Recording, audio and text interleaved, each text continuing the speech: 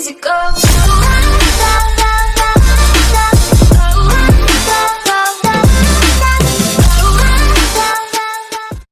سلام دوستان، خسته نباشید. اومدیم با یه آموزش دیگه، آموزش درست کردن فایل PDF تو ویندوز 7.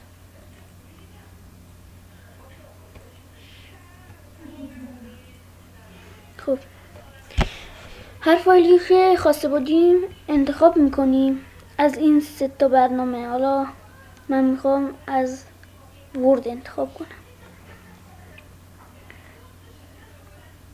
من اینو قبلا نوشتم و سیوش کردم. حالا میخوام به فایل PDF تبدیلش کنم.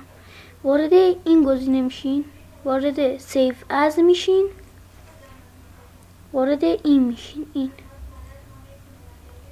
خب حالا هر جایی که خواسته بودین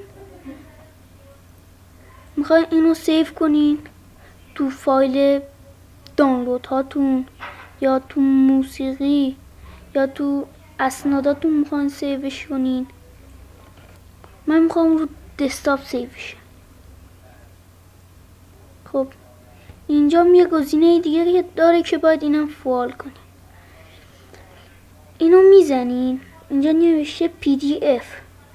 این فایلتون رو به PDF تبدیل میکنه. این PDF رو میزنین، سیوش میکنین. حالا میبینین که این باز شد براتون. این الان به فایل PDF تبدیل شده. این فایل PDF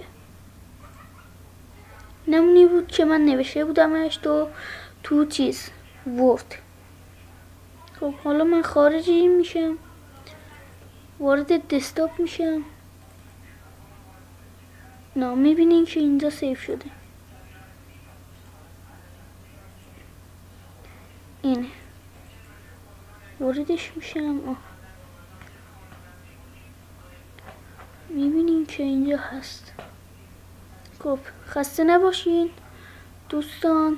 حالا اینو بخواین بفرستین یا کپی بگیرین ازش، فقط باید ارسالش کنین. خسته نباشین. لایک و سابسکرایب یادتون نره. خسته نباشین.